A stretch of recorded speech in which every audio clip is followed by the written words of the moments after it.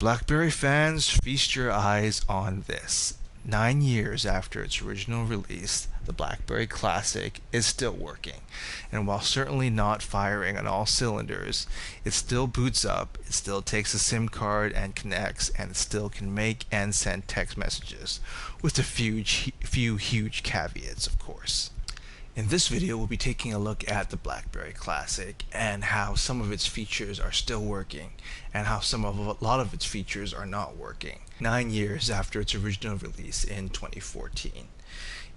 BlackBerry fans out there, if you like this kind of content, leave a message down below. Don't forget to subscribe, and thanks for watching. So, it really has been almost a decade since this device was released.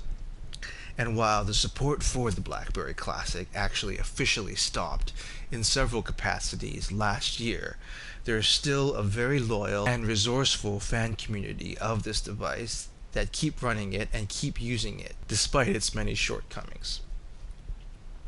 For one, the official BlackBerry support actually ended in January of 2022, with BlackBerry sending notices and subsequent notices coming from your cell phone carriers about this device and how it's obsolete.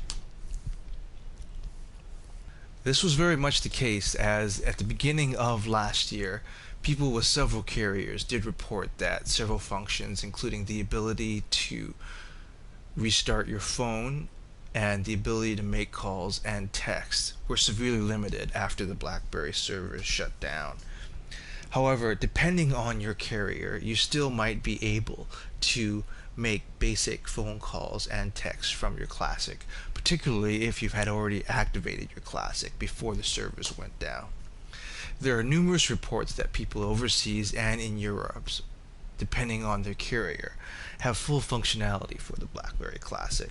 And there's also, with the flip side of that coin, numerous reports of people in the US with some specific carriers where their phones have been completely bricked and they can't actually use the phone even for web browsing. Leave a message down below if you fall into either of these categories and what kind of functionality you're enjoying or not enjoying in 2023. Classic BlackBerry Messenger actually shut down even before 2022, and that hasn't been available for a while. But people have been finding workarounds with some available instant messaging apps like WhatsApp, which surprisingly is able to work on the BlackBerry Classic even with updated versions. Messenger, of course, is dead, but you're still able, depending on your carrier, to send text messages, and things like Facebook Messenger Lite or Meta Messenger Lite and WhatsApp and Telegram still are able to function on the BlackBerry Classic, even though it's only running a shell of Android 4.3. So if you're looking to use this phone, you should probably know beforehand that if you want it to work in 2023, your best bet is to buy a used phone that's already been activated and has been wiped and is still working. You definitely don't want to get this phone and risk the chance of wiping it and then having it brick on you because you can't start it up, because upon restart, when the BlackBerry Classic tries to connect to the servers, you get an error without any kind of way to override the error in order to start using the phone. So you want to play it on the safe side if you're currently having one of these functional BlackBerry Classics, and you might not want to reset your phone. But if you are one of the lucky ones, like me, we're happy to report that text messages and phones are still great on this device, just as they always were. There's really not many devices on the market these days that come in this kind of form factor, which is kind of ideal for text messaging.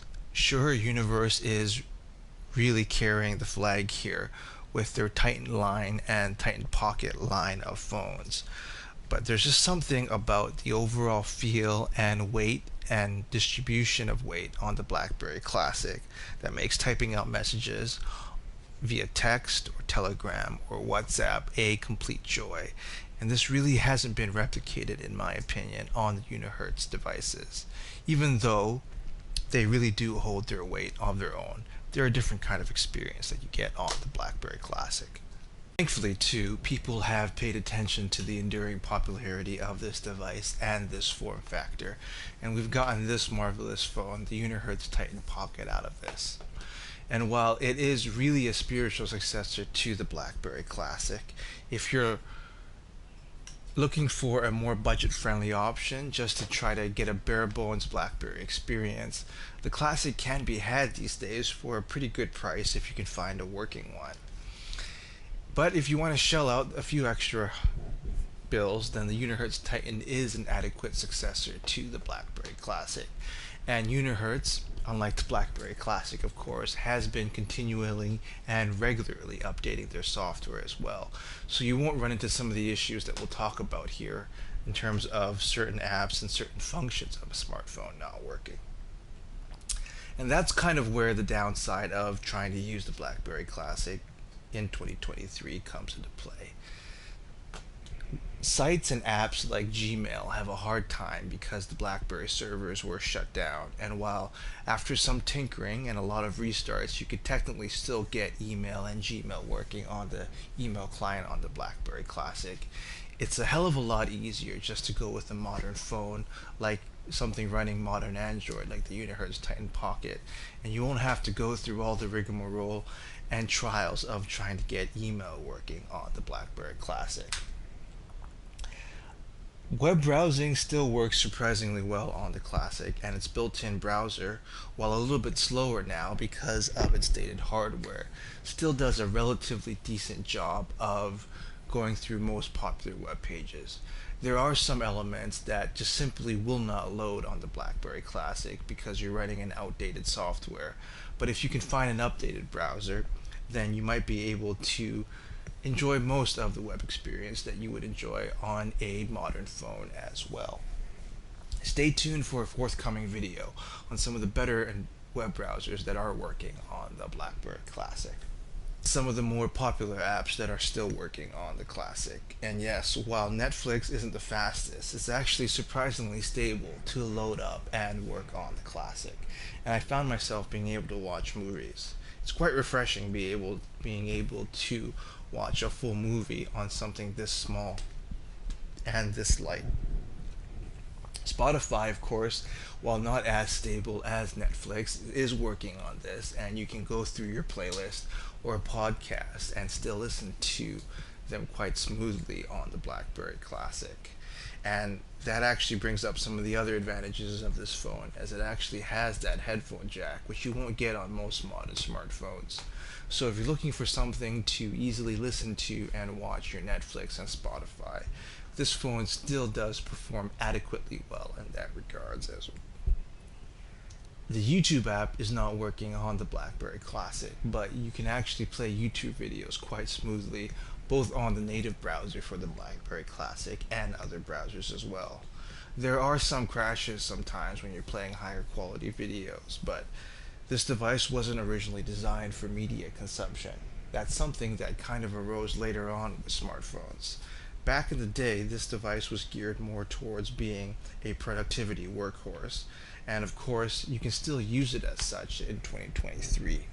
If you want to edit some documents, you might have a hard time finding some document editing apps that work, but if you can find web solutions for those document apps like Google Docs in its web form, you might be able to do a workaround using some of the working browsers for the BlackBerry Classic. The fact that this keyboard is still kind of unmatched in today's marketplace and really a rare find makes being productive on the BlackBerry Classic somewhat enticing in 2023. So if you're sick of typing on these large plastic slabs and you want a little bit more tactility in your typing experience for word processing, you might consider picking one of these up if you can find a working one, as it's quite refreshing to be able to change the form factor up a bit, especially if you're spending a long time typing emails or documents on your smartphone. So to kind of sum things up here, this is really kind of a survivor of a device. A lot of its features have been nerfed by BlackBerry itself, and even though this device is over 9 years old, the working functions are still relatively usable on this device. Sure, it's really hit or miss depending on your carrier location and availability, and whether or not you be able to get a working phone right off the bat. But if you're able to snag one of these and you're interested in things like just simply watching podcasts, maybe catching a few Netflix shows or YouTube on a really small screen, then the Blackberry Classic is actually a pretty good device in 2023, particularly if you can get it for a decent price. The future isn't the best for the BlackBerry Classic, as BlackBerry actually, between now and when it closed down the BlackBerry servers, announced that it won't actually be doing smartphones anymore, even though it had engaged a third-party company to try to manufacture a new BlackBerry. And while this is true, there's still a very loyal following for this phone that will keep trying to use this device for as long as possible. And what I can tell you in this video is that if you can actually get a working one, using it in 2023, despite its flaws, is still an enjoyable BlackBerry experience. If you like the keyboard and you like some bare bones productivity apps, then this is certainly a device for you. And it definitely beats some of the other form factors or phones in terms of tactile feedback and looks, in my opinion, as well. So, what do you think? Do you think that it's worth holding on to this device in 2023? Do you have any interesting workarounds or experiences yourself in getting apps to work on the BlackBerry Classic? Or have you just simply had no luck at all with your carrier location? Leave a message down below. Don't forget to subscribe, and thanks for watching.